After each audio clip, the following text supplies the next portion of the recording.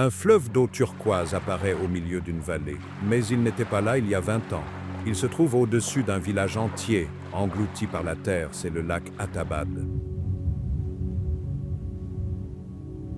Et ce n'est qu'un des 30 arrêts de notre voyage à travers le Pakistan. Ce pays est une terre d'extrême, du plus haut terrain de polo de la Terre aux mines faites de sel rose pur. Nous allons examiner les endroits populaires, mais nous allons les voir à travers une lentille différente, une qui révèle leurs mystères cachés et leurs vérités incroyables. Cachée dans la région de Gilgit-Baltistan, la vallée de la Hunza est comme entrer dans une peinture. Vous voyez, ce n'est pas n'importe quelle vallée. C'est un réseau de champs verts en terrasse, cultivant des pommes de terre, du blé et de l'orge. Le tout sur fond de géants enneigés comme le Rakaposhi.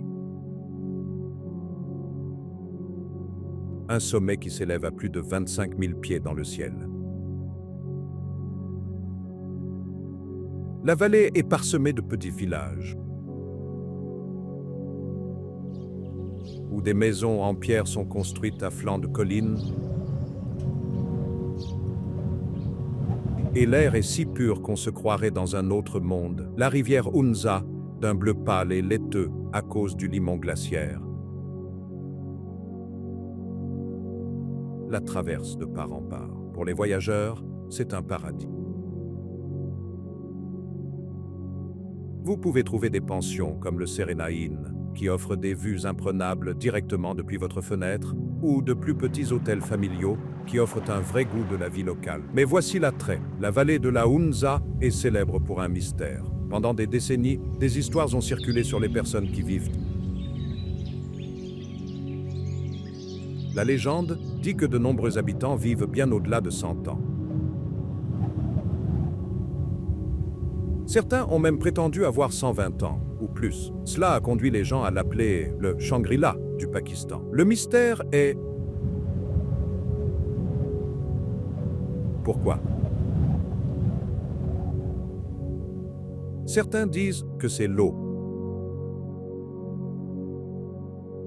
filtrée par les glaciers. D'autres soulignent le régime alimentaire local, riche en abricots, mangés frais, séchés, et même sous forme d'huile. Ils mangent aussi beaucoup de grains entiers et très peu de viande. Ce que beaucoup négligent, c'est le seul facteur étonnant derrière cela. Bien que les affirmations de vivre jusqu'à 150 ans puissent être exagérées, la santé des habitants de la Hunza est remarquable. La région a été isolée pendant des siècles, ce qui signifie que leur régime alimentaire et leur mode de vie ont été préservés. Un fait surprenant est leur utilisation de quelque chose appelé gâteau aux abricots, qui n'est pas un dessert. C'est un bloc pressé d'abricots secs utilisé comme nourriture de voyage. Ils ont également une spécialité locale, appelée gâteau aux noix, qui est un dessert dense et sucré, parfait après une longue randonnée. La cuisine locale est avant tout copieuse. Vous pouvez essayer le giyaling, un simple pain plat, ou le diram fiti, un pain rendu spécial avec de l'huile d'abricot et du beurre. La vallée détient des secrets d'une longue vie, mais notre prochain arrêt détient les échos des empereurs dans une ville de millions d'habitants. Nous voyageons vers le sud, jusqu'au cœur du Pendjab, jusqu'à la ville animée et ancienne de Lahore. Cette ville est un tourbillon de rickshaws, de marchés aux épices et d'histoires. Et le joyau de Lahore est la mosquée Badshahi. Construite dans les années 1670 par l'empereur moghol Aurangzeb, ce bâtiment est une déclaration. De loin, vous ne voyez que ces 3 dômes massifs en marbre blanc et les minarets hauts et élancés à chaque rue.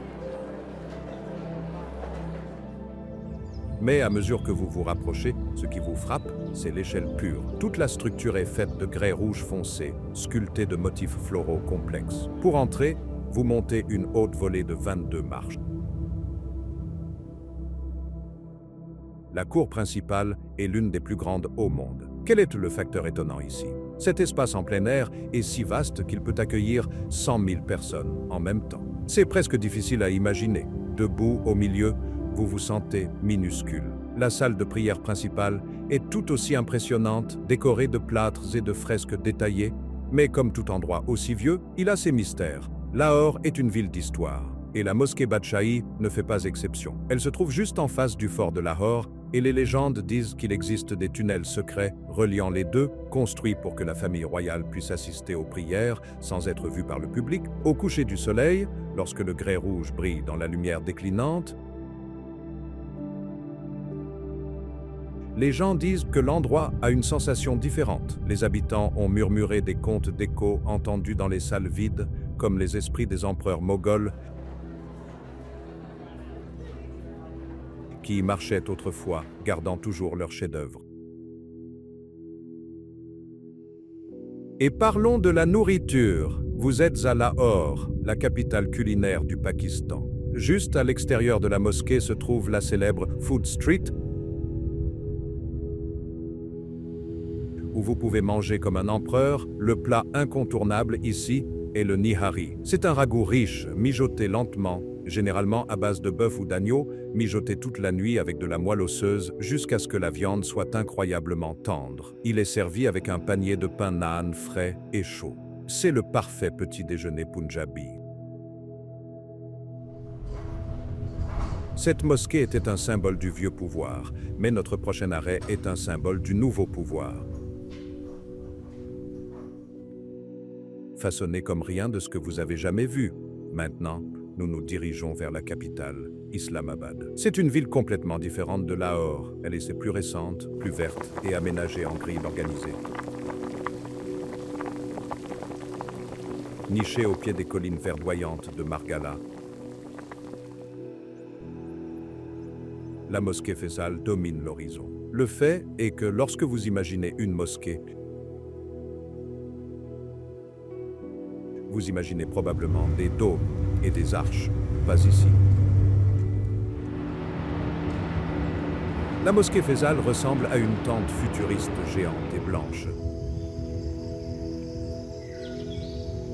C'est ce pourquoi elle n'a pas été conçue. Une tente bédouine, enracinée dans la tradition du désert, mais construite avec du béton et du marbre moderne. Elle a été conçue par un architecte turc, Vedat Dalokay. Et c'était un don du roi Faisal d'Arabie Saoudite. Le seul facteur étonnant est sa taille.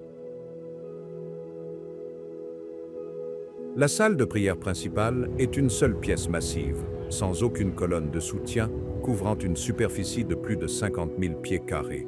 Elle peut accueillir 10 000 personnes à l'intérieur, tandis que les cours extérieures peuvent en accueillir des dizaines de milliers de plus. Ces 4 minarets, chacun mesurant près de 300 pieds de haut, ont la forme de crayons. Le mystère ici n'est pas à propos de fantômes, mais à propos de son design. Quand elle a été construite pour la première fois dans les années 1980, elle était très controversée. Beaucoup de gens n'aimaient non pas qu'il lui manque un dôme traditionnel, mais les habitants d'Islamabad, en particulier ceux qui se promènent dans les jardins qui l'entourent, parlent de l'étrange sentiment de paix. Il y a des rumeurs de personnes ayant des visions profondes, presque prophétiques, en méditant dans les jardins. C'est un bâtiment moderne qui semble avoir une âme ancienne. Lorsque vous êtes à Islamabad, la nourriture est un mélange de toutes les saveurs du Pakistan. Mais pour un repas parfait, après avoir visité la mosquée par une soirée fraîche, vous devriez essayer le halim. C'est un ragoût épais et riche à base de blé, d'orge, de lentilles et de viande, le tout mijoté lentement pendant des heures, jusqu'à ce qu'il devienne une seule pâte lisse. Il est savoureux, copieux et un véritable plat réconfortant.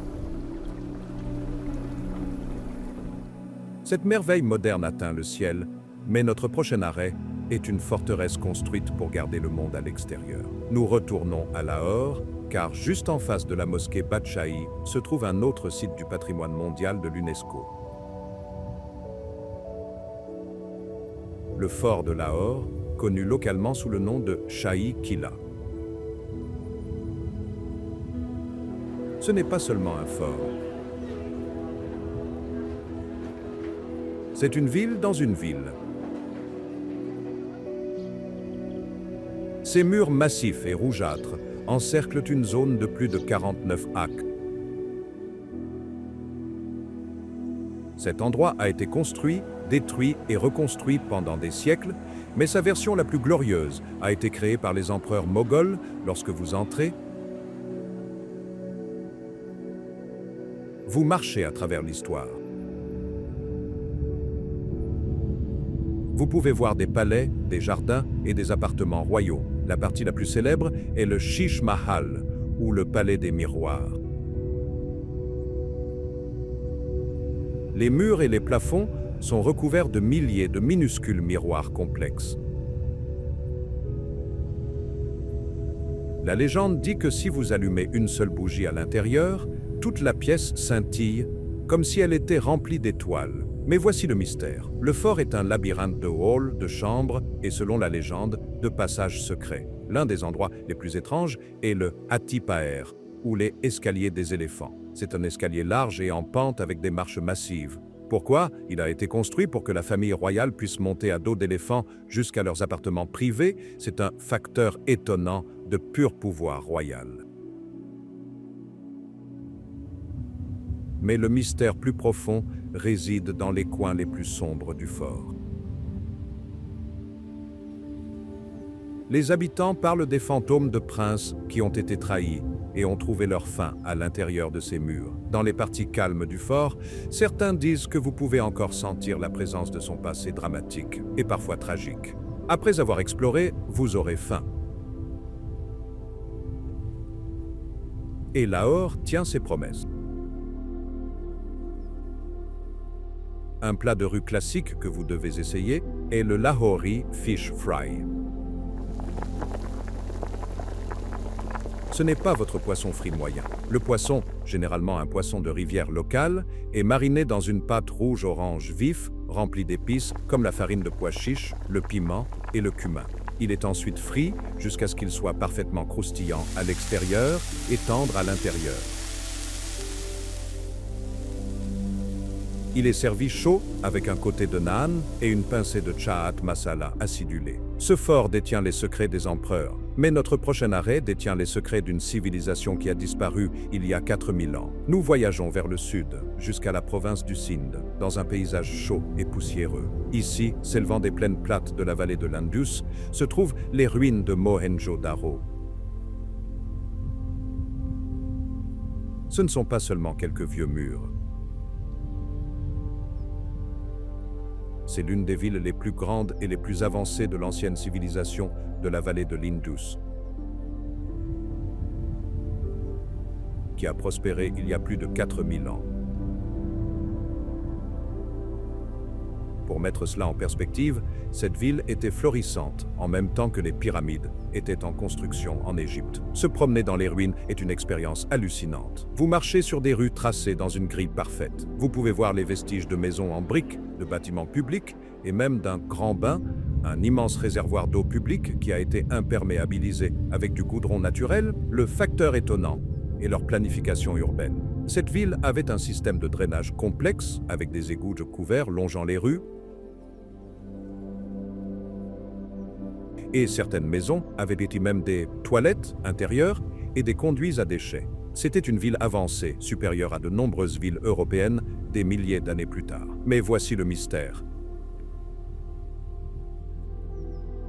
Et c'est un grand. Qu'est-il arrivé?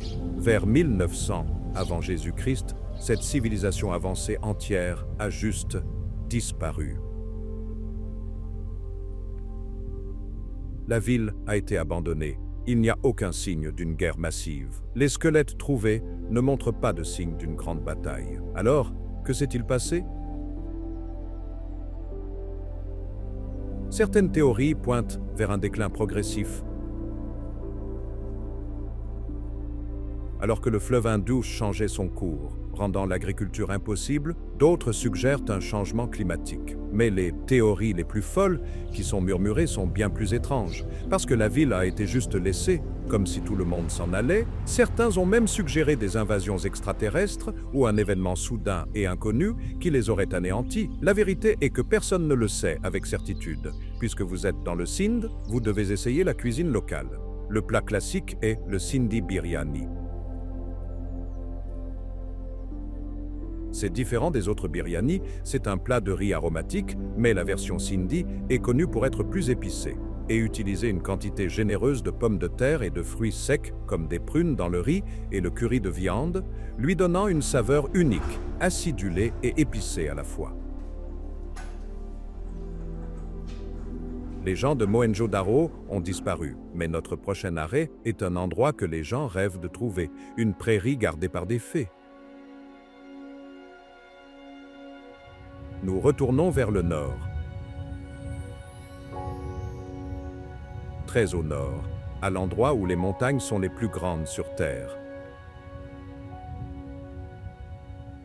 Pour se rendre à Fairy Meadows, il faut le mériter. Premièrement, vous empruntez l'une des pistes de Jeep les plus dangereuses du monde. Une route de terre étroite et sinueuse taillée dans le flanc d'une montagne, avec une chute abrupte de milliers de pieds jusqu'à la vallée en contrebas. Si vous supportez le trajet, vous êtes déposé pour une randonnée de 2 à 3 heures, et puis, vous le voyez, Fairy Meadows est une prairie alpine, luxuriante et magnifique, située à une altitude d'environ 11 000 pieds. C'est une touche de vert vif, parsemée de pins et de poneys au pâturage. Mais la raison pour laquelle il est célèbre, c'est la vue. Juste en face de vous, remplissant tout le ciel, se trouve le Nanga Parbat, d'une beauté terrifiante. C'est la 9e plus haute montagne du monde, un mur colossal de roches, de glace et de neige qui s'élève à plus de 26 600 pieds. Le facteur étonnant est sa face abrupte. Le Nanga Parbat a la réputation d'être l'un des sommets les plus redoutables de la planète. Il est connu pour ses défis extrêmes, et beaucoup de ceux qui ont tenté l'ascension ne sont malheureusement pas revenus. Cela lui a donné un surnom sombre parmi les alpinistes. Mais le mystère de cet endroit est dans son nom. Fairy Meadows, prairie des fées. Les légendes locales, qui sont très anciennes, disent que cette prairie est la demeure des fées. On dit qu'elles sont les gardiennes de la montagne et on dit qu'elles dansent dans les brumes qui traversent la vallée. La nourriture ici est simple, une cuisine de montagne copieuse. Après une nuit froide dans une cabane en bois, le seul type d'hôtel ici, la meilleure chose est un petit déjeuner local. Vous aurez du chapati frais, un pain plat, servi avec de la purée ou de la confiture d'abricots. Les abricots de cette région sont célèbres et la purée est une façon sucrée, acidulée et énergique de commencer une journée de randonnée à l'ombre de la grande montagne. Cette prairie est la fin d'une route dangereuse, mais notre prochain arrêt est la route dangereuse, une merveille d'ingénierie. Ce n'est pas un lieu, mais un voyage. La route du Karakoram, ou KKH, est souvent appelée la 8e merveille du monde. Il s'agit d'une autoroute à 2 voies qui serpente sur plus de 800 milles, reliant le Pakistan à la Chine. Mais le fait est qu'elle traverse de part en part la chaîne de montagnes du Karakoram, qui abrite certains des plus hauts sommets de la Terre. C'est l'une des routes internationales pavées les plus hautes du monde, atteignant une altitude de plus de 15 300 pieds au col de Khunjerab, le facteur étonnant. Et l'ingénierie. Il a fallu 20 ans pour la construire, dynamitant la roche solide et franchissant des gorges profondes. Plus de 20 000 travailleurs du Pakistan et de Chine y ont travaillé. Ce que beaucoup négligent, c'est le coût. Des centaines de travailleurs ont perdu la vie pendant sa construction. Un sombre rappel du défi. En la parcourant, vous êtes entouré de géants. Vous passez devant le Nanga Parbat, le Rakaposhi et des douzaines d'autres sommets de plus de 20 000 pieds de haut. Le mystère de la KKH n'est pas surnaturel, mais il est étrange. Les conducteurs qui la parcourent parlent souvent des tunnels de l'obscurité. Ce ne sont pas des tunnels artificiels, mais de longues sections couvertes de la route conçues pour protéger les voitures des fréquentes chutes de pierres et avalanches. Conduire à travers eux, avec le vent hurlant à l'extérieur, donne l'impression de traverser un passage maudit ou hanté. Avec la montagne qui attend de bouger. La nourriture le long de la KKH est un mélange de cultures. Dans la ville de Honza, le long de l'autoroute, vous devez essayer un chapli kebab, mais ce n'est pas le kebab typique. C'est une galette plate et ronde de viande hachée, mélangée à des épices, des tomates et des graines de grenade, puis frite dans une grande poêle plate. C'est une spécialité de la région de Khyber Pakhtunkhwa et un repas salé parfait sur la longue route. Cette autoroute a été construite par l'homme, mais notre prochain arrêt est une forteresse si grande qu'on dirait qu'elle a été construite par des géants. Retour au Pendjab, mais cette fois dans une zone plus accidentée et collinéenne. Ici, vous trouverez le fort de Rohtas, une forteresse massive du XVIe siècle construite par le roi afghan Sher Shah Suri. Ce que vous devez comprendre, c'est que ce fort a été construit pour une seule raison: être un symbole de pouvoir inattaquable et intimidant. Et il l'est. Les murs extérieurs du fort sont un facteur étonnant à eux seuls. Ils s'étendent sur près de 2 milles et demi, mesurent jusqu'à 40 pieds de haut et 30 pieds d'épaisseur par endroit, et sont ponctués de 12 portes massives et 68 bastions. Cette forteresse est si énorme qu'elle enferme une petite ville.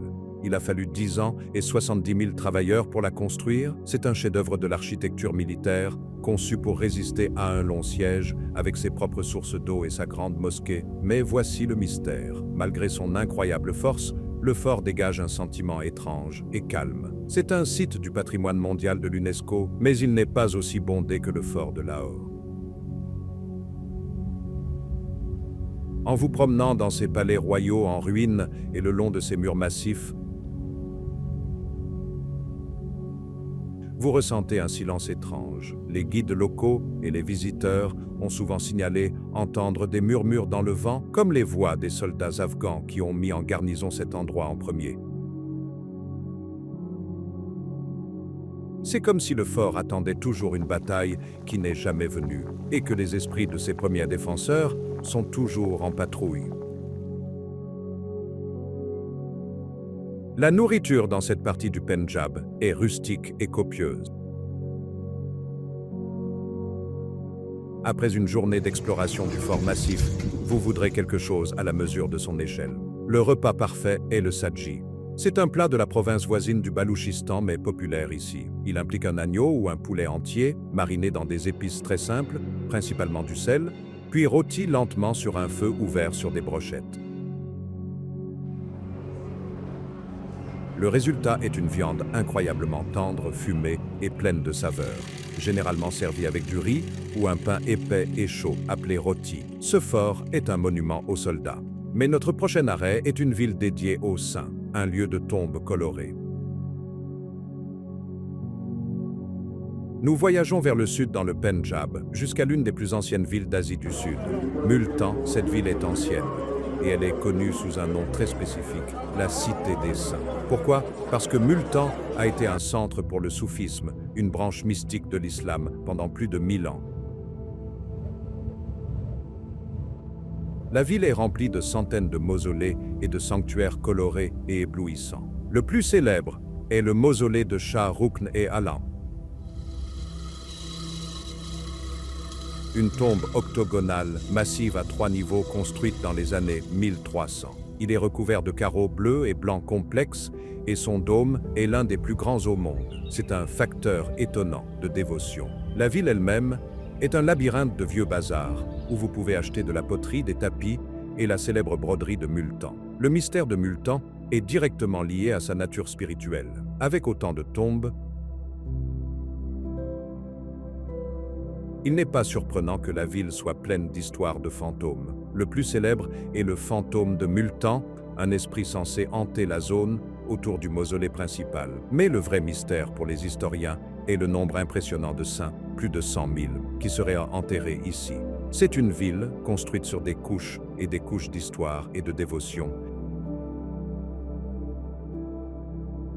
Et les habitants traitent ces lieux saints avec un respect profond et tangible. Mais Multan est également célèbre pour autre chose, une gâterie sucrée. Vous ne pouvez pas, et ne devriez pas, quitter Multan sans essayer le Sohan Halwa. Ce n'est pas un dessert gélatineux, c'est une confiserie dense, riche et noisettée.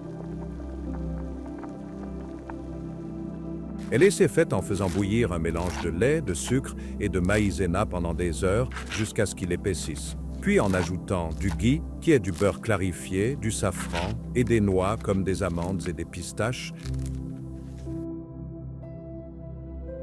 Il est vendu dans des boîtes décoratives brillantes et constitue un souvenir célèbre, collant et délicieux. Cette ville est célèbre pour ses saints, mais notre prochaine destination est célèbre pour un jeu de roi joué sur le toit du monde. Nous montons très haut. Retour à Gilgit-Baltistan, au col de Chandour. Ce col relie les régions de Gilgit et de Chitral. Et tout en haut, à une altitude à couper le souffle de plus de 12 100 pieds, se trouve le terrain de polo de Chandour. C'est tout simplement le plus haut terrain de polo de la Terre. C'est un facteur étonnant, qui est difficile à imaginer pratiquer n'importe quel sport à cette altitude, où l'air est incroyablement rare, est un sérieux défi pour les joueurs et les chevaux. Ce n'est pas votre polo raffiné et doux, c'est du polo libre style, tel qu'il était joué à l'origine. Les règles sont rares et le jeu est rapide, sauvage et rude. Chaque année, en juillet, le festival de polo de Chandour a lieu. Les équipes de Gilgit et de Chitral se rencontrent pour leur match revanche annuel. Des milliers de personnes, des tribus locales aux touristes internationaux, voyagent pendant des jours et campent dans un village de tentes massif pour assister au festival de 3 jours. Le mystère ici est lié au jeu lui-même. Le jeu se joue sur un terrain accidenté et irrégulier. Les habitants disent que l'endroit n'est pas sans ses esprits. Dans les brumes qui peuvent arriver rapidement à cette altitude, certains ont affirmé voir les figures fantomatiques d'anciens cavaliers, galopant toujours à travers le terrain, jouant à un jeu qui ne finit jamais. C'est un endroit où la ligne entre le présent et le passé semble très mince. La nourriture au festival est copieuse et festive. Vous êtes sur le territoire de Khyber Pakhtunkhwa ou KPK, donc la nourriture est robuste. Un favori du festival est le Kabouli Pulao. C'est un plat de riz aromatique, mais contrairement au biryani, il n'est pas épicé. C'est un plat plus doux et plus sucré, avec le riz cuit dans un bouillon avec de l'agneau ou du poulet, puis garni de carottes caramélisées et de raisins secs. C'est un repas festif et copieux, digne du jeu des rois. Ce jeu se joue au-dessus des nuages, mais notre prochain arrêt nous emmène profondément sous la terre. Nous sommes de retour au Pendjab, au pied de la chaîne de montagnes du sel. Ici, vous trouverez la mine de sel de Kevra, et c'est un endroit qui vous époustouflera. C'est la deuxième plus grande mine de sel au monde, et elle est ancienne. Quel est le mystère? Sa découverte. La légende raconte que la mine n'a pas été découverte par des humains, mais par des animaux. Lorsque l'armée d'Alexandre le Grand est passée par ici en 326 avant Jésus-Christ, ses chevaux se sont arrêtés et ont commencé à lécher les pierres. Les soldats, voyant cela, ont goûté les roches eux-mêmes et ont découvert le sel.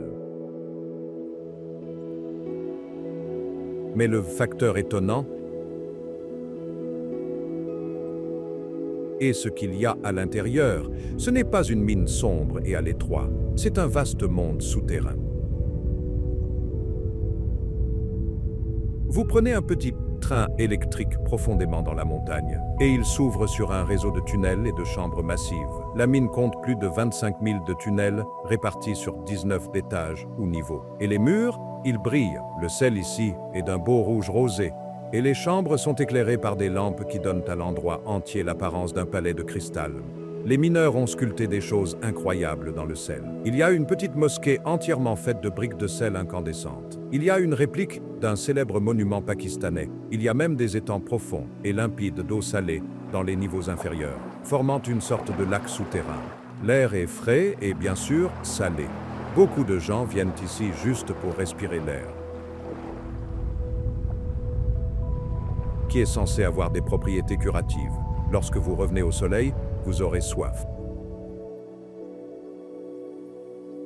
L'antidote parfait à l'air salé est un lassi salé froid et rafraîchissant. Le lassi est une boisson à base de yaourt, et bien que le lassi sucré, comme le lassi à la mangue, soit populaire, la manière traditionnelle punjabi est salée. C'est un simple mélange de yaourt, d'eau et de sel, parfois avec un peu de cumin, mélangé jusqu'à ce qu'il soit mousseux.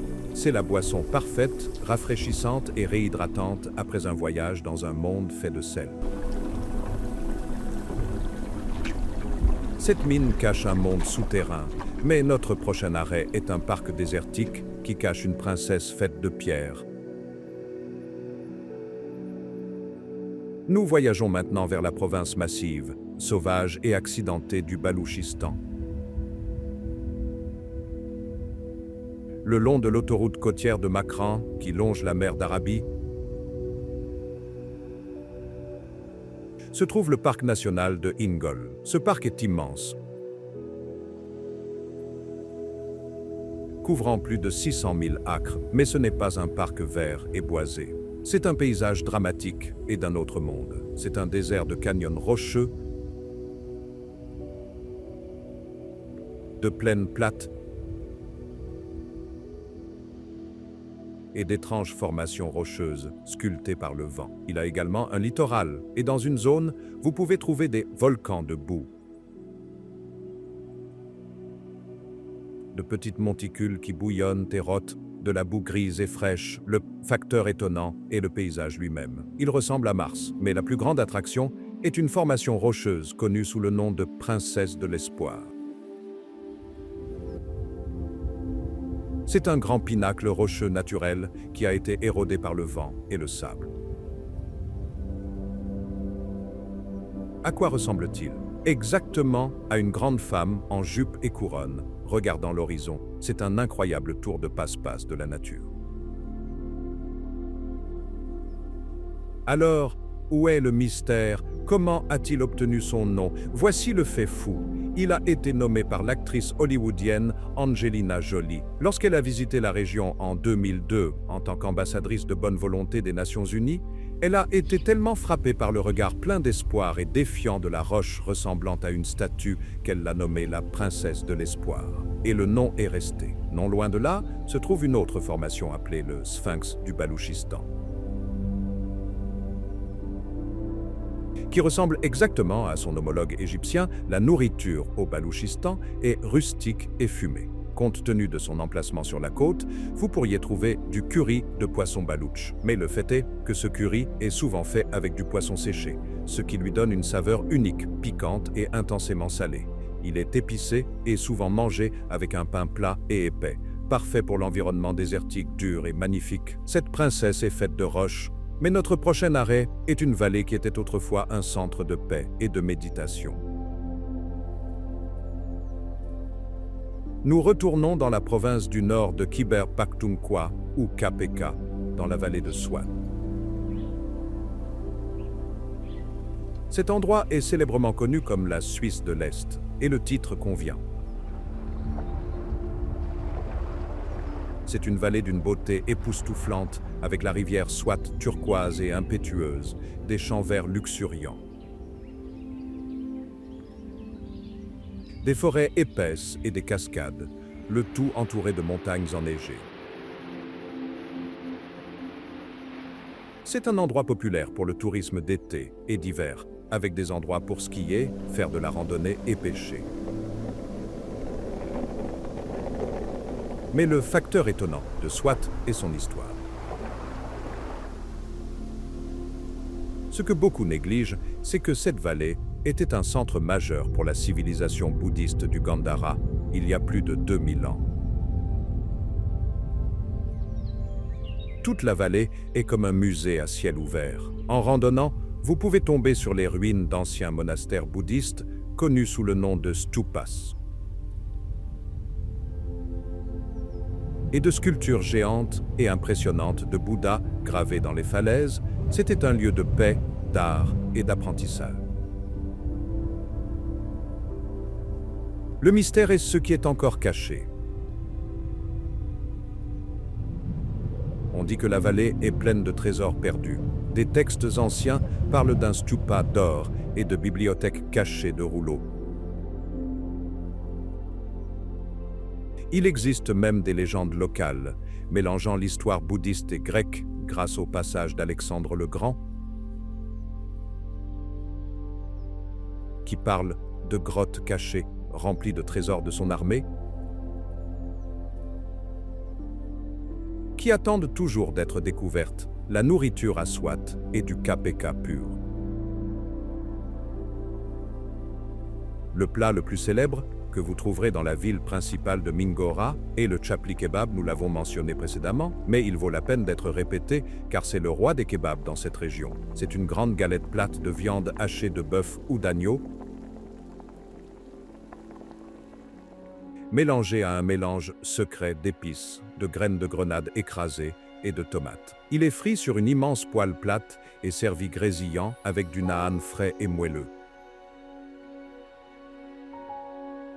Il est croustillant, épicé et absolument inoubliable. Cette vallée était un foyer pour les moines bouddhistes, mais notre prochain arrêt est le foyer d'une tribu unique, avec une culture pas comme les autres. Cachée dans les montagnes de l'Hindu Kuch de Khyber Pakhtunkhwa ou KPK, près de la frontière avec l'Afghanistan, se trouvent les trois vallées de Bumbureh, Rumbur et Birir. Ce sont les vallées Kalash. Qu'est-ce qui les rend si spéciales? Les gens. Les Kalash sont un groupe ethnique unique et ils ne sont pas musulmans.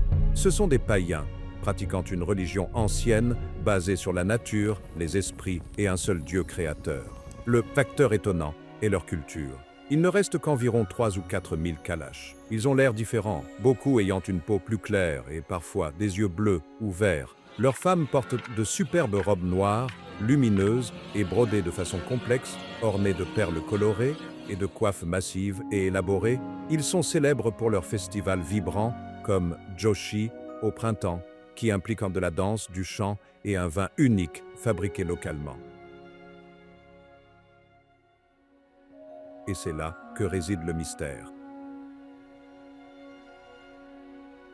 Qui sont les Kalash? Leur origine est une énigme. La théorie la plus populaire et la plus romantique est qu'ils sont les descendants directs de l'armée d'Alexandre le Grand, une patrouille perdue de soldats grecs qui se sont installés dans ces vallées il y a plus de 2000 ans. Bien que les preuves ADN ne soient pas concluantes, les Kalash eux-mêmes racontent souvent cette histoire. Leurs rituels anciens et leurs croyances polythéistes en font une véritable île de culture dans la région. La nourriture des Kalash est aussi unique que leur culture. Elle est basée sur ce qu'ils peuvent cultiver dans leur vallée d'altitude. Un plat spécial est le bilili, qui est un type de pain, mais il est fait avec de la pâte mélangée à des noix hachées et du miel, puis frit dans une poêle. Ils font également un burfi spécial aux noix, une barre sucrée et dense faite à partir de noix locales et de miel. C'est simple, naturel et délicieux. Ces vallées abritent une tribu perdue, mais notre prochain arrêt abrite un lac qui serait maudit par l'amour d'une fée. Également dans le KPK se trouvent les vallées de Naran et de Kagan. Cette région est l'une des destinations touristiques les plus populaires de tout le Pakistan. C'est un paradis montagnard classique. Une longue vallée creusée par la rivière Kunar, avec des collines couvertes de pins, de petits villages et des vues imprenables, mais la principale raison pour laquelle tout le monde vient ici est de voir les lacs. Le plus célèbre de tous est Saif ul Malouk. Pour y arriver, vous faites un trajet chaotique de 30 minutes en jeep sur un sentier de montagne depuis la ville de Naran. Lorsque vous arrivez au sommet, à plus de 10 600 pieds, vous êtes accueilli par un spectacle à couper le souffle. C'est un lac alpin immaculé, d'un bleu profond, entouré d'une cuvette de glaciers et de pics déchiquetés. Par temps clair, le lac reflète parfaitement le plus haut sommet de la vallée, Malika Parbat, ou Reine des montagnes. Le deux facteurs étonnants est la couleur, l'eau est d'une teinte bleu-vert irréelle, si claire que vous pouvez voir les rochers au fond. Mais le mystère est sa légende. Ce lac n'est pas seulement un plan d'eau, c'est le centre d'une histoire d'amour tragique et célèbre. L'histoire raconte qu'un prince perse, Saif ul Malouk, est tombé amoureux d'une princesse fée nommée Badrul Jamala, qu'il a vue en rêve. Il a voyagé à travers le monde pour elle et l'a finalement trouvée ici, à ce lac. Mais un géant qui était également amoureux de la fée était enragé. Le prince et la princesse se sont enfuis et le géant, dans sa fureur, a écrasé la montagne, créant le lac. La légende dit que le lac est toujours maudit et que les fées descendent toujours sur ses rives la nuit. La nourriture ici ne concerne qu'une seule chose, la truite d'eau douce. Les rivières et les lacs de Kagan sont pleins de truites. Tous les restaurants de Naran la servent de la même manière, fraîche de la rivière, marinée dans des épices, et grillée ou frite sur place. Manger de la truite fraîche grillée sur les rives de la rivière Kunar est une expérience de voyage pakistanaise classique. Ce lac détient une histoire d'amour tragique.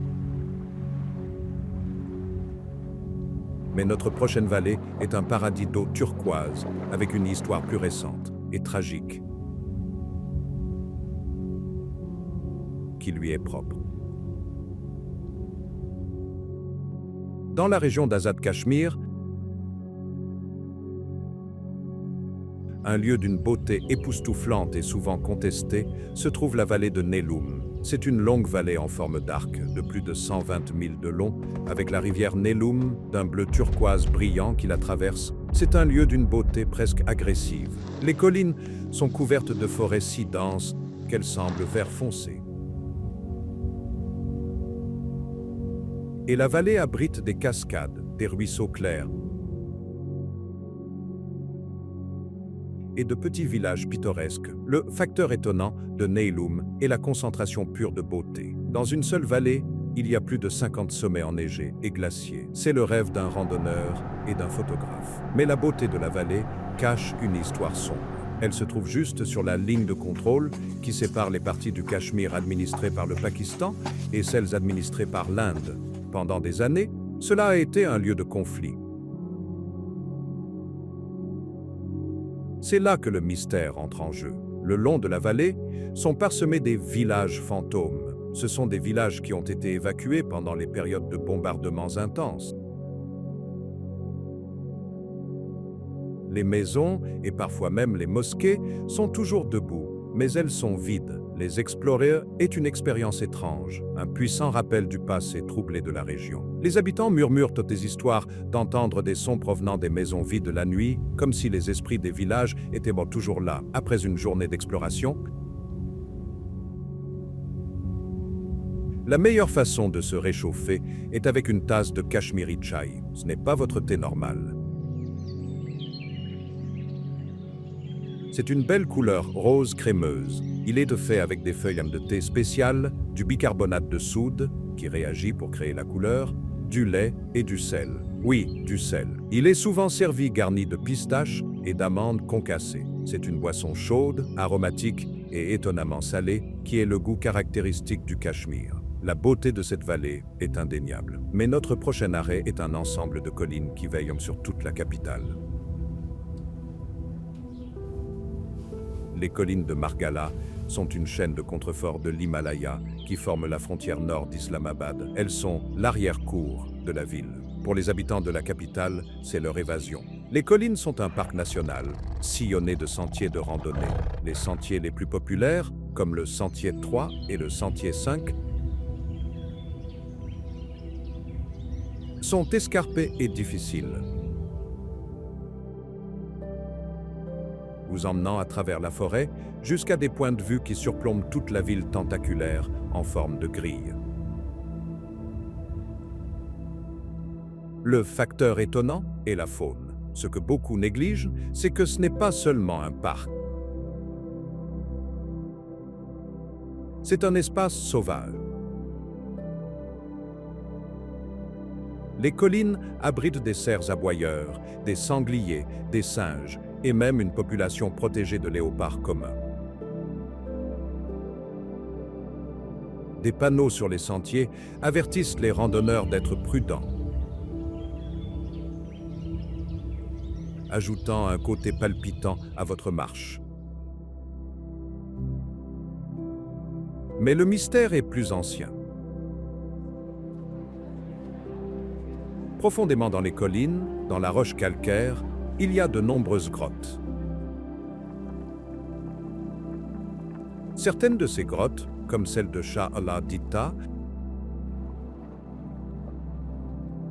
montrent des signes d'ancienne vie humaine. Il y a des pétroglyphes et des marques sur les rochers qui seraient vieux de milliers d'années, provenant de moines bouddhistes qui utilisaient ces grottes pour la méditation. Il y a même des légendes de tunnels cachés dans les collines, bien qu'aucun n'ait jamais été trouvé. Après une longue randonnée, la meilleure récompense est un repas dans l'un des restaurants au sommet, dans un endroit appelé Pir Sohawa. Le plus célèbre est Monal, mais pour une vraie collation de rue, vous devez essayer les pakoras. Ce sont une collation pakistanaise classique, surtout quand il pleut. Ce sont des beignets, faits à partir de légumes comme les pommes de terre, les oignons et les épinards, trempés dans une pâte de farine de pois chiches épicés et frits jusqu'à ce qu'ils soient dorés et croustillants. Ils sont servis chauds avec un chutney acidulé et sont la gâterie parfaite, croquante et salée. Ces collines cachent d'anciennes grottes, mais notre prochain arrêt est une ville entière de ruines d'un ancien monde savant. Juste à une courte distance en voiture d'Islamabad, dans la province du Pendjab, se trouve l'ancienne ville de Taxila. Ce n'est pas seulement une ruine, c'est un facteur étonnant d'histoire. Taxila était l'une des villes les plus importantes sur l'ancienne route de la soie. Pendant plus de 1000 ans, ce fut un carrefour de culture où les civilisations perses, grecques et indiennes se rencontraient. Le site est massif, une collection de ruines différentes, de monastères et de stupas répartis sur une vaste zone. Mais la partie la plus incroyable est la ville de Sirkap. C'était une ville construite par les rois gréco-bactriens qui régnaient sur la région après Alexandre le Grand. Vous pouvez descendre sa rue principale et voir les fondations de maisons, de boutiques et de temples qui mélangent les styles architecturaux grecs et indiens. Taxila abritait également ce que certains considèrent comme l'une des premières universités du monde, attirant des universitaires de toute l'Asie il y a plus de 2000 ans. Le mystère de Taxila est celui du savoir perdu et du trésor perdu. En tant que centre bouddhiste majeur,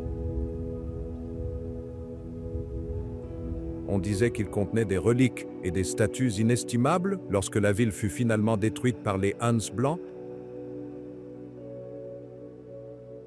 ces trésors furent cachés ou perdus. Les légendes et les anciens textes parlent d'un trésor perdu de Bouddha, une collection d'artefacts et de rouleaux inestimables, cachés dans une chambre secrète, ou un stupa, attendant toujours d'être trouvé parmi les ruines. La nourriture ici est simple et conviviale. Alors que vous explorez les ruines, vous trouverez des vendeurs vendant une collation populaire et délicieuse, la loutique. Ce sont des croquettes ou des galettes de pommes de terre salées et épicées. Les pommes de terre bouillies et écrasées sont mélangées à des épices, comme le cumin, la coriandre et le piment, formées en galettes, puis frites peu profondément jusqu'à ce qu'elles soient dorées et croustillantes à l'extérieur. Elles sont souvent servies avec un chutney de menthe ou de tamarin et constituent une collation parfaite, rapide et croustillante. Cette ville était un centre d'apprentissage, mais notre prochain arrêt est un monument à un seul homme vénéré. Nous nous envolons vers le sud jusqu'à la ville la plus grande et la plus chaotique du Pakistan, Karachi, une métropole tentaculaire de plus de 20 millions de personnes sur la côte de la mer d'Arabie. Au cœur de cette ville pulsante se trouve un lieu de calme pur et d'un blanc saisissant. C'est le Mazar-e-Quaid, le mausolée du fondateur du Pakistan, Muhammad Ali Jinnah. Connu sous le nom de Quaid-e-Azam, ou Grand Chef. C'est une pièce emblématique de l'architecture moderne, construite dans les années 1960. C'est un cube simple et puissant de marbre blanc pur, surmonté d'une arche mauresque, courbée, saisissante, le facteur étonnant est son design. Il repose sur une plateforme surélevée, au milieu d'un parc de 53 hectares, aménagé en grille parfaite. La nuit, il est éclairé par de puissants projecteurs et semble flotter au-dessus de la ville. À l'intérieur, la tombe elle-même est surveillée par une garde d'honneur militaire, et l'air est calme et respectueux. Le mystère ici est moderne, né de la révérence. La tombe est un symbole national, et les gens la traitent avec admiration. Les gardes de sécurité et les visiteurs ont signalé des événements étranges les nuits de pleine lune. Ils affirment que les lumières à l'intérieur de la chambre funéraire, qui sont habituellement maintenues faibles, brillent parfois plus fort d'elles-mêmes. C'est probablement un caprice électrique, mais beaucoup préfèrent y voir un signe de l'esprit durable du fondateur veillant sur la nation. Vous êtes à Karachi, et cela signifie que vous devez manger du biryani de Karachi. C'est différent de la version Sindhi. Le biryani de style Karachi est connu pour son épice et sa chaleur. Il utilise beaucoup de piment vert et il est célèbre pour inclure des pommes de terre, un point de débat national, et parfois un œuf dur à côté de la viande tendre et du riz parfumé de couleur safran. C'est le plat emblématique de la ville. Cette tombe est le centre calme de la ville. Mais notre prochain arrêt est le bord chaotique, animé et hanté de la ville. Toujours à Karachi, nous nous dirigeons vers la plage la plus célèbre et la plus visitée du pays, la plage de Clifton. C'est une large plage de sable sur la mer d'Arabie et c'est le principal espace public de loisirs de la ville. Ce n'est pas une plage calme et isolée. C'est un endroit animé et très fréquenté, surtout au coucher du soleil. La plage est remplie de familles, de vendeurs de nourriture et des célèbres promenades à dos de chameau et de cheval. Pour une petite somme, vous pouvez monter un chameau décoré de couleurs vives juste au bord de l'eau. Le facteur étonnant est l'atmosphère. C'est un carnaval. Vous pouvez voir des navires attendant d'entrer dans le port très fréquenté et les nouveaux gratte-ciel modernes du quartier le plus cher de Karachi sont juste derrière vous. C'est un endroit où tous les millions d'habitants divers de la ville se réunissent pour sentir la brise marine. Mais cette plage et ses routes environnantes ont un mystère célèbre et glacé. C'est la légende de la mariée de Karsaz. La route de Karsaz est une rue principale près de la plage. L'histoire raconte que les vendredis soirs, les conducteurs verront une femme vêtue d'une tenue de mariée rouge complète errant sur la route. Elle demande parfois un passage pour ensuite disparaître de la banquette arrière. Ou elle apparaît dans les phares, obligeant les conducteurs à faire une embardée. C'est l'histoire de fantôme la plus célèbre de Karachi, une légende urbaine moderne qui ajoute une couche de crainte aux routes côtières voisines. La nourriture à la plage est tout au sujet des collations rapides. Mais la vraie gâterie est les fruits de mer frais. Tout le long de la plage, et surtout dans la rue de la nourriture d'Odaria, à proximité, vous pouvez obtenir des crevettes grillées. Ce sont de grandes crevettes fraîches de la mer d'Arabie, marinées dans un masala rouge épicé et grillées sur du charbon de bois. Elles sont fumées, épicées et ont le goût de l'océan. Cette plage est un lieu de prédilection de la ville. Mais notre prochain arrêt est un endroit si haut et froid que vous ne croirez pas qu'il se trouve dans la même province. Cela semble impossible, mais c'est vrai. Nous sommes dans la province du Sindh, connue pour la vallée de l'Indus chaude et plate, et la ville étouffante de Karachi. Mais si vous voyagez pendant des heures dans les montagnes Kirtar, vous trouverez la colline de Gorak. C'est une station de colline, un plateau de haute altitude, et c'est le point culminant du Sindh, à plus de 5600 pieds. Le facteur étonnant est le climat. Alors que le reste de la province cuit à des températures qui peuvent atteindre 120 degrés Fahrenheit, la colline de Gorak est fraîche et venteuse. En hiver, c'est le seul endroit au Sindh qui reçoit de la neige. La vue du sommet est à couper le souffle. Vous êtes au-dessus des nuages, regardant un vaste paysage désertique accidenté. On a l'impression d'être au sommet du monde. Le mystère est dans son nom. Elle doit son nom à un saint hindou médiéval, Goraknath, qui aurait erré et médité sur cette colline. Il y avait autrefois un petit temple hindou ici, et les légendes disent que les yogis qui visitaient le sommet se voyaient accorder des visions. Il est considéré comme un lieu de pouvoir spirituel, une oasis de sérénité fraîche et de pensée claire en hauteur au-dessus du désert.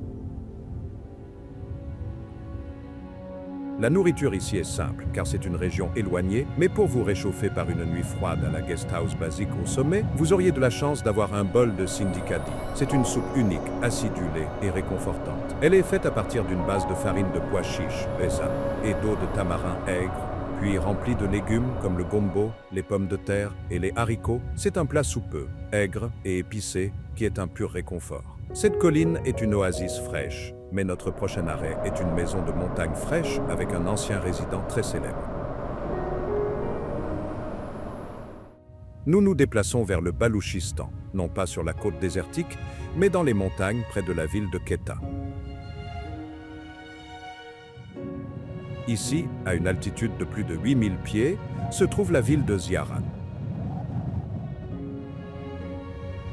C'est un lieu de retraite estivale populaire. Pourquoi? Parce qu'il abrite la deuxième plus grande forêt de genévriers du monde.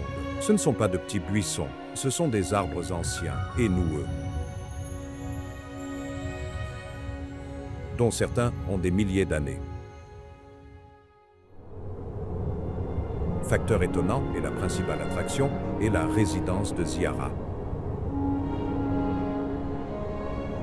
C'est un beau bâtiment en bois sombre avec de larges vérandas et un toit en étain vert. Il a été construit en 1892 par les Britanniques. Mais il est célèbre pour une raison. C'est là que le fondateur du Pakistan, Muhammad Ali Jinnah, a passé ses derniers jours. Il est venu ici en 1948, espérant que l'air frais, propre et parfumé au pin aiderait sa santé défaillante. Le bâtiment est maintenant un monument national, parfaitement conservé, mais il détient un mystère. Les guides locaux et les gardiens, qui sont profondément respectueux du site, parlent de l'arbre chuchotant. Il y a un ancien genévrier sur la propriété qui aurait plus de 700 ans. Les gens affirment que les nuits calmes, si vous vous tenez près de lui, vous pouvez entendre des murmures, pas des voix, mais un étrange chuchotement soupirant, dont ils disent qu'il est l'arbre ancien lui-même, détenant les secrets de tout ce qu'il a vu, y compris les dernières pensées du fondateur de la nation. La nourriture dans cette partie du Baloutchistan est axée sur le rôti. Le plat le plus célèbre, que vous trouverez à Ziarat et Quetta, est le sadji baloutché. Nous l'avons mentionné précédemment, mais c'est le plat emblématique de toute la province. C'est un agneau entier ou de gros morceaux de poulet simplement marinés, embrochés et rôtis très lentement sur les braises d'un feu. Il est servi avec du riz ou un grand morceau de naan. Il est fumé, juteux et un véritable festin. Cet endroit est un mémorial tranquille. Mais notre prochain arrêt est un passage rocheux et dangereux qui a vu la marche des armées. Toujours au Baloutchistan, le col de Bolan est un tronçon d'environ 55 000 de gorges rocheuses et de vallées étroites. Pendant des siècles, ce col a été l'un des seuls moyens de descendre des hauts plateaux d'Asie centrale vers les plaines du sous-continent indien. C'était un lien vital sur la route de la soie. Et tout comme le col de Kiber, plus célèbre, c'était aussi une voie d'invasion majeure. Le seul facteur étonnant est le paysage pur et accidenté. Vous conduisez au fond d'un canyon massif, avec des falaises sèches et imposantes qui s'élèvent de chaque côté. Une rivière, la rivière Bolan, la traverse, mais ce n'est souvent qu'un petit ruisseau.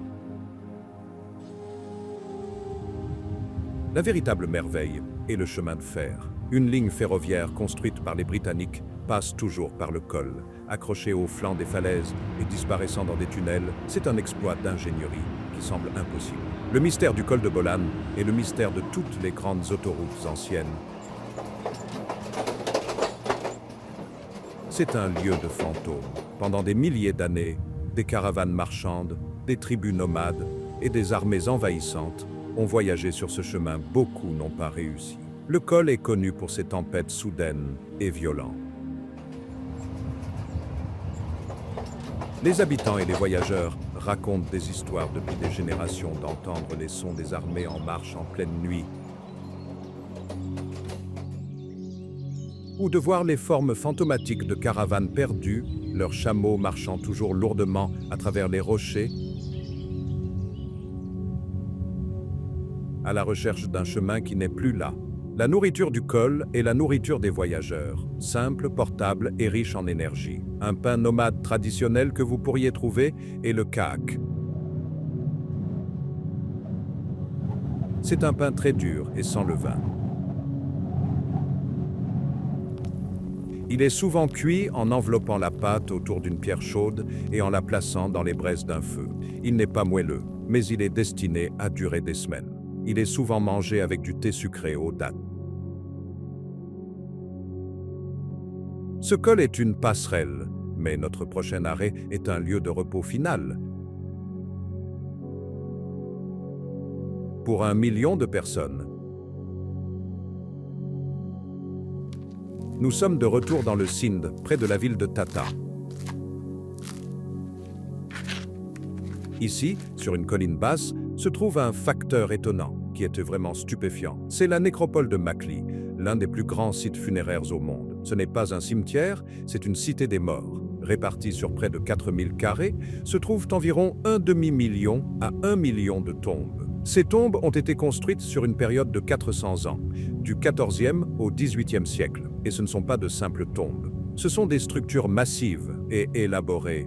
Vous pouvez voir d'énormes mausolées en dôme construits pour les rois, les sultans et les saints, recouverts de carreaux bleus complexes, et il y a des milliers de tombes en pierre plus petites, sculptées de manière complexe pour les nobles, les érudits et les soldats.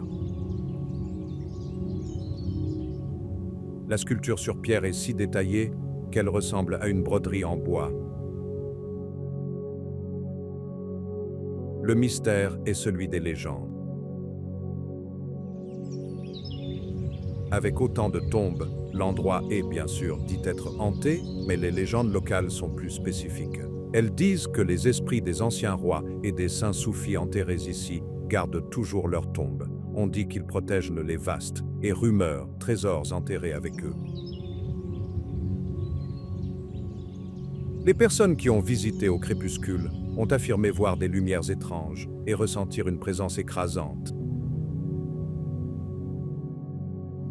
comme si elles étaient surveillées par 1 million de dieux invisibles.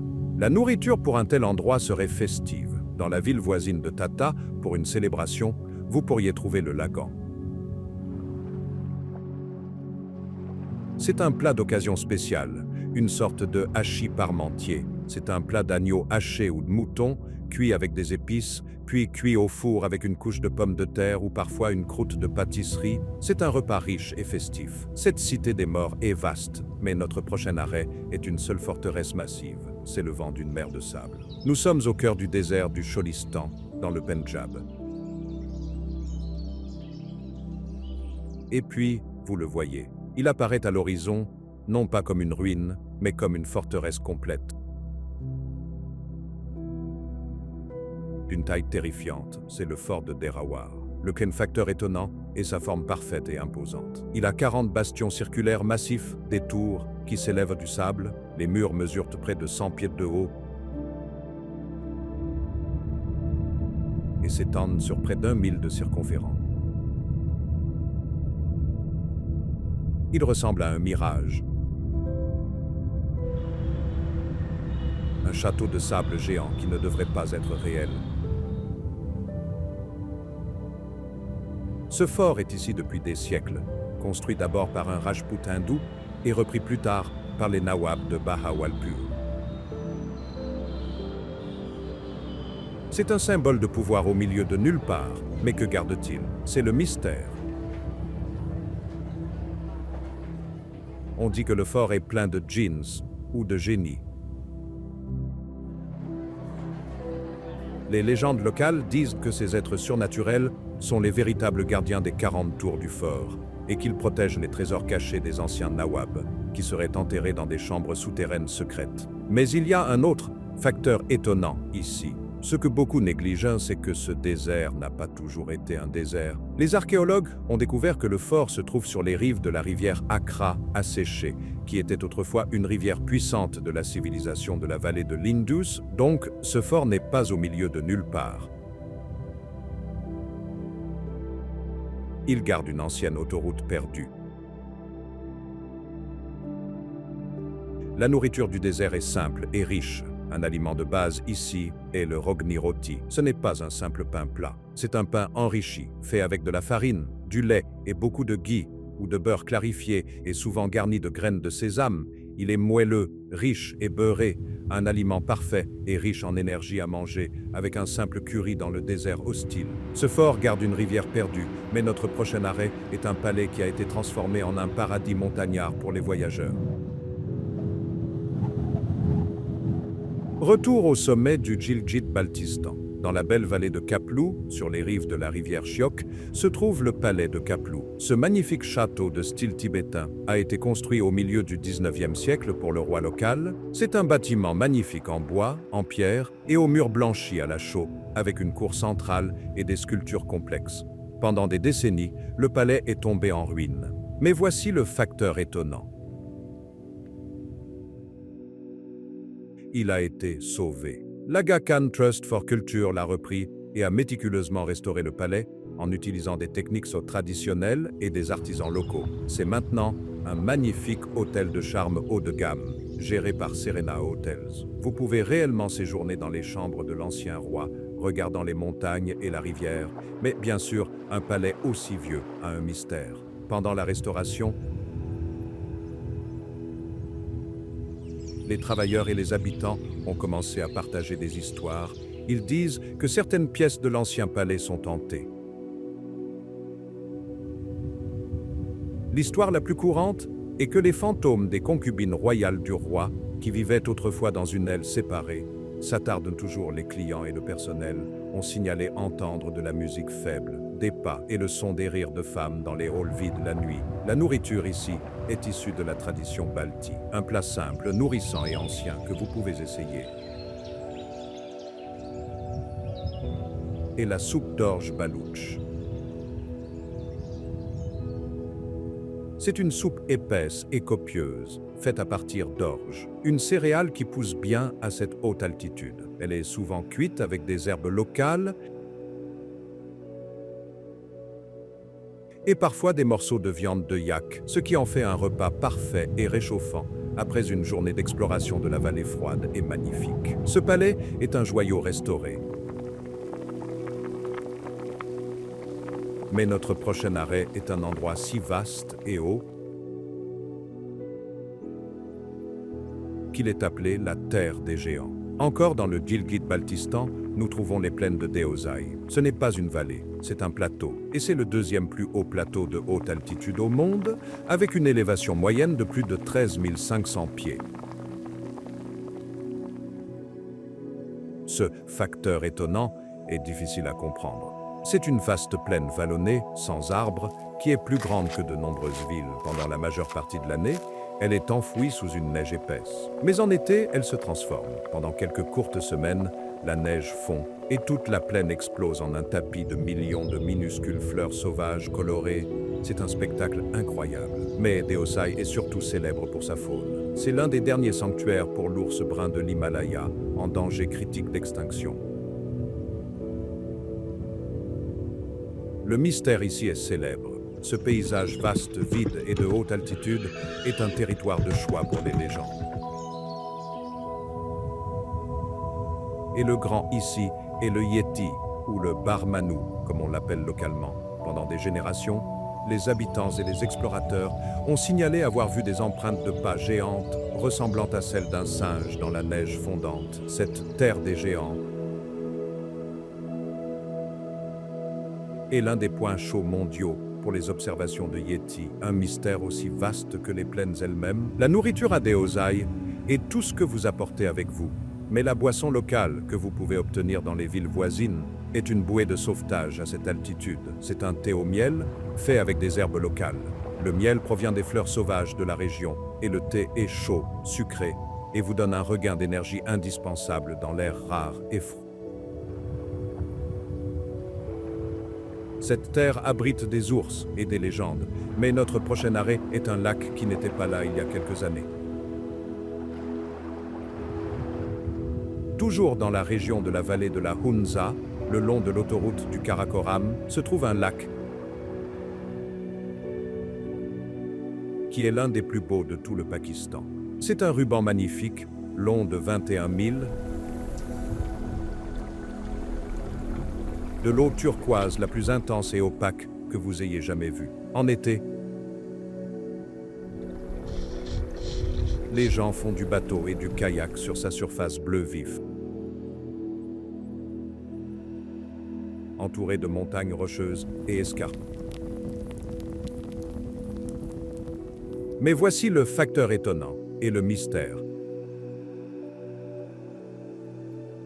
Tout en un seul lac n'existait pas avant 2010. Il a été créé par une catastrophe. En janvier 2010, un glissement de terrain massif, tout un flanc de montagne, s'est écrasé. Il a complètement bloqué la rivière Hunza, créant un barrage naturel. L'eau a reculé et au cours des prochains automnes, elle a noyé plus de 11 milles de l'autoroute du Karakoram et submergé tout le village d'Atabad. Aujourd'hui, le lac est une attraction touristique majeure, mais c'est un cimetière. Le mystère est ce qui se trouve en dessous. Tout un village est sous des centaines de pieds d'eau. Les habitants, qui ont perdu leur maison et leur ferme, racontent des histoires effrayantes. Ils disent que les jours calmes et silencieux Vous pouvez parfois entendre le son faible et submergé des cloches de la mosquée du village, sonnant toujours depuis les profondeurs. La nourriture dans cette partie de la Hunza est unique. Outre les abricots, un aliment local célèbre, et la mûre en été, les arbres en sont pleins, blancs et noirs. Vous pouvez les acheter fraîches ou sous forme de jus de mûre frais. C'est une boisson sucrée, naturelle et rafraîchissante qui est un pur goût de la vallée. Ce lac est né d'une catastrophe, mais notre prochain lac est un joyau caché qui semble changer de couleur. Dans la vallée reculée et incroyablement belle de Geyser, toujours dans le Gilgit-Baltistan, se trouve le lac Pfander. Ce n'est pas un endroit où l'on tombe par hasard. S'y rendre signifie voyager sur des routes qui sont sculptées dans les flancs même des montagnes, des routes qui ressemblent le plus à des sentiers accidentés et sinueux qu'à des autoroutes. Vous traversez de minuscules villages anciens qui semblent figés dans le temps. L'air devient plus pur, le monde devient plus calme, et puis, vous le voyez. Le lac Pfander n'est pas un grand lac dramatique ou un facteur étonnant. C'est le contraire. C'est un petit lac serein et presque parfaitement calme, connu pour son eau bleu-vert, sarcelle profond. Le village de Pfander est construit à flanc de collines surplombant le lac, avec des champs en terrasse qui descendent jusqu'au bord de l'eau. Ces champs sont pleins de blé et notamment d'abricotiers. Au printemps, toute la vallée est inondée de fleurs roses et blanches.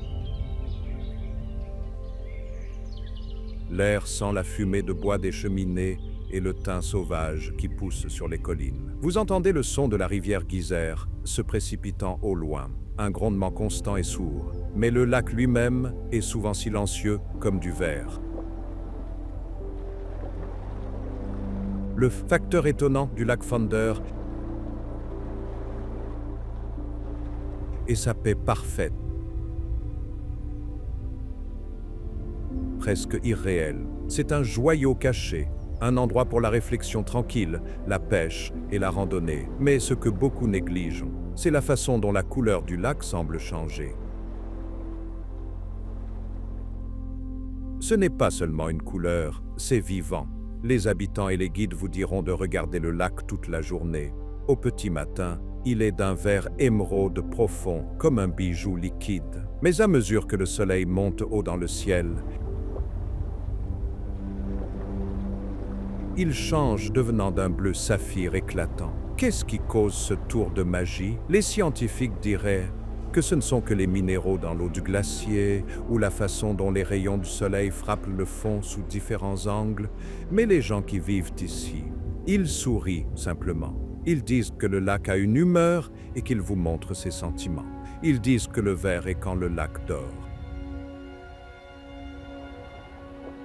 Et le bleu est quand il est éveillé et regarde. Mais la véritable histoire de Pfander, celle qui vous donne la chair de poule, est sa brume. Parce qu'il est si calme et situé dans une vallée profonde, une brume épaisse et lourde recouvre souvent le lac tôt le matin. Ce n'est pas un brouillard léger et joli, c'est une couverture lourde. Ils l'appellent le linceul blanc. Les pêcheurs locaux, qui sortent dans de petits bateaux en bois traditionnels, racontent des histoires sur la brume. Ils disent que parfois la brume est si épaisse que vous ne pouvez pas voir le bout de votre propre bateau. Vous ne pouvez pas voir le rivage. Vous ne pouvez même pas voir l'eau à 5 pieds de distance. Tout son est étouffé. Et la seule chose que vous pouvez entendre est le bruit silencieux de votre propre aviron. Et il y a des histoires plus anciennes et plus sombres. Des histoires de pêcheurs qui sont sortis dans le linceul blanc. et ne sont tout simplement jamais revenus. Pas une trace. Pas de bateau, pas d'équipement, rien. C'est comme si le lac lui-même les avait avalés. Certains murmurent à propos de courants étranges et soudains qui apparaissent de nulle part, tirant les bateaux vers le bas dans l'eau glacée et sombre, qui serait profonde de centaines de pieds. D'autres parlent d'un point froid au beau milieu du lac, un endroit où la brume est toujours la plus épaisse,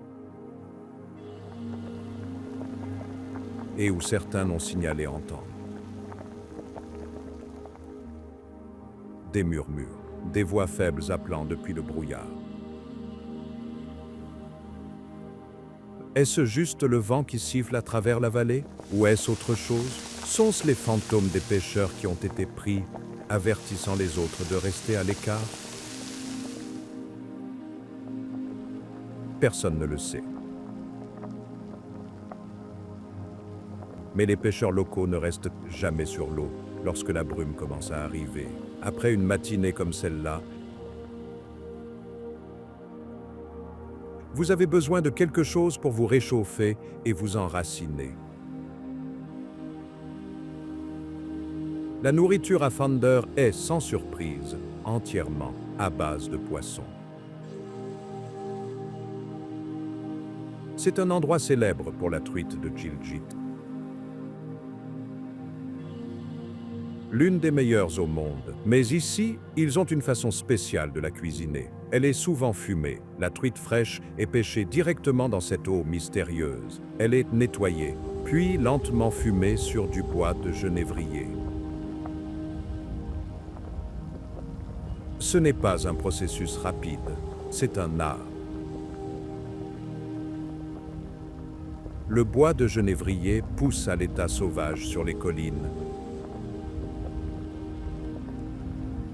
Et il donne au poisson une saveur délicate, fumée et délicieuse, qui est propre à cette vallée. La peau devient croustillante et la chair à l'intérieur est feuilletée et rose. Elle est servie simplement avec un morceau de pain plat chaud et fraîchement cuit appelé fiti et peut-être un peu de chutney d'abricot fait à partir du fruit qui pousse sur les terrasses. C'est le repas réconfortant parfait. Un goût de la terre pour équilibrer le mystère de l'eau. Ce lac est un joyau caché et brumeux. Mais notre dernier arrêt est un miroir parfait reflétant une montagne couverte de glaciers. Notre dernier arrêt se trouve près du village d'Astor, non loin du Nanga Parbat. C'est un nom qui devrait vous donner des frissons. Le Nanga Parbat est la montagne tueuse, la 9e plus haute montagne du monde et l'une des plus dangereuses à escalader. Mais nous ne l'escaladons pas. Nous allons dans un lieu d'une beauté parfaite qui se trouve juste dans son ombre impressionnante. Pour se rendre au lac Rama, vous montez une piste raide et magnifique. La route est rude et le voyage est lent. L'air devient plus rare, plus froid. Vous quittez la vallée poussiéreuse en contrebas et entrez dans un monde différent. Vous traversez une forêt de grands pins et de sapins. Et puis, vous débouchez dans un pré à environ 10 800 pieds. C'est le pré de Rama et c'est comme quelque chose sorti d'un rêve. C'est un immense pâturage ouvert et vert, parsemé de fleurs sauvages. Et au loin, vous voyez les pics massifs et couverts de glace du massif du Nanga Parbat. Vous ne pouvez pas échapper à la présence du Nanga Parbat. Même dans ce pré parfait, vous pouvez le sentir. La montagne est un rappel que cette beauté a un prix. Le temps ici peut changer en un instant. Une belle journée ensoleillée peut se transformer en un blizzard aveuglant sans avertissement. Ce n'est pas seulement un parc, c'est le bord de l'un des endroits les plus sauvages et les plus indomptés de la Terre. C'est ce qui rend le pré si spécial. C'est une minuscule poche de paix parfaite, au seuil d'un danger total. Et juste au milieu se trouve le lac. Le lac lui-même est un petit lac alpin avec une eau cristalline alimentée par les glaciers des montagnes voisines. L'eau est si froide qu'elle est comme de la glace liquide. Mais le facteur étonnant ici n'est pas le lac lui-même, c'est le reflet. Par une journée claire et calme, le lac devient un miroir parfait et impeccable. Ce n'est pas seulement un reflet, c'est comme une porte vers un autre monde. Il reflète les pics enneigés et coiffés de glaciers qui l'entourent. Le reflet est si clair, si parfait, que vous pourriez prendre le lac pour le ciel. C'est l'une des opportunités de photos les plus belles et les plus parfaites de tout le pays. Au lever du soleil, lorsque la première lumière frappe les pics, ils deviennent rose vif. Et le lac, il vous montre ce rose impeccable, comme un tableau créé par un maître. Mais la beauté ici est si puissante qu'elle a un côté sombre. Le mystère est sa légende. La beauté du lieu est si profonde, si écrasante, qu'elle a inspiré une légende locale. L'histoire raconte qu'un ancien roi, parfois appelé le roi Féroz, était tellement hypnotisé par la beauté du lac et de son pré qu'il croyait que c'était un morceau de paradis sur terre. Il n'était pas seulement heureux de visiter, il est devenu obsédé. Il a commencé à y passer tout son temps. Ignorant ses devoirs, son peuple et sa famille, il a construit une petite plateforme d'observation en pierre. Certains habitants disent que l'on peut encore trouver les ruines si l'on sait où chercher. Il s'asseyait là pendant des jours, regardant fixement. Ses conseillers le suppliaient de retourner dans son royaume, mais il refusait. La légende dit qu'il est devenu tellement perdu dans la beauté du lac qu'il a fini par sacrifier tout son royaume et sa famille juste pour pouvoir rester et contempler sa perfection pour toujours. C'est un conte édifiant sur la beauté qui est si parfaite qu'elle est dangereuse. Et il y a une autre partie plus folle de l'histoire. Certains disent que l'esprit du roi est toujours là piégé. Ils disent que si vous regardez le reflet du lac trop longtemps, vous pourriez voir un visage vous regarder, un visage qui n'est pas le vôtre. C'est le roi, essayant de vous entraîner dans son obsession. Une superstition locale dit de ne jamais regarder votre propre reflet dans le lac Rama au crépuscule. Vous pourriez ne pas aimer qui ou ce que vous voyez. Après avoir entendu cette histoire, vous serez prêt pour un repas copieux et réconfortant. La nourriture dans cette région montagneuse isolée est destinée à la fête et à la survie. Un plat que vous pourriez trouver à Astor est le mansaf, mais une version locale. Ce n'est pas de la nourriture de tous les jours. C'est un plat de fête de riz, cuit dans un bouillon savoureux et acidulé à base de yaourt. Ce bouillon est le secret. Il est chaud, riche et réconfortant. Ensuite, le riz est garni de gros morceaux d'agneau tendre qui ont été cuits lentement pendant des heures jusqu'à ce qu'ils se détachent simplement de l'os. C'est un repas riche, copieux et festif, une fin parfaite pour un long voyage. Et que buvez-vous avec cela? Un thé chaud, salé et au beurre, appelé gurgur chai. Il est fait avec du beurre de yak et du sel. Et il est conçu pour vous donner de l'énergie et vous garder au chaud dans l'air rare et froid. C'est un festin digne d'un roi. Peut-être un roi qui se souvenait de son peuple, pas un qui a été perdu dans un beau reflet glacé. Ce palais est un joyau restauré. Mais notre prochain arrêt est une cité des morts sculptée dans la pierre pure. Nous nous envolons vers le sud, près de la ville animée de Karachi. Juste à l'extérieur de la ville, dans les plaines plates et poussiéreuses du Sindh, vous trouvez un spectacle qui vous arrête net. C'est la nécropole de Chokandi. C'est un vaste et ancien cimetière, mais il ne ressemble à rien de ce que vous avez jamais vu. Il n'y a pas de tombes simples ici. Au lieu de cela, vous marchez à travers une forêt de tombes massives en grès jaune doré. Le facteur étonnant est la sculpture. Ces tombes, construites entre les 15e et 18e siècles pour les tribus locales, sont empilées comme des pyramides, certaines atteignant plus de 15 pieds de haut. Mais toute la surface de chaque tombe est recouverte des sculptures les plus complexes, élaborées et détaillées, imaginables. Vous verrez des motifs géométriques, des fleurs et, le plus incroyablement, des symboles de la personne enterrée à l'intérieur. Les tombes pour hommes sont sculptées avec des images de chevaux, d'épées et de boucliers. Les tombes pour femmes sont couvertes de sculptures détaillées de bijoux comme des bracelets, des colliers et des chevilles. C'est un style unique que l'on ne trouve nulle part ailleurs dans le monde. Mais voici le mystère.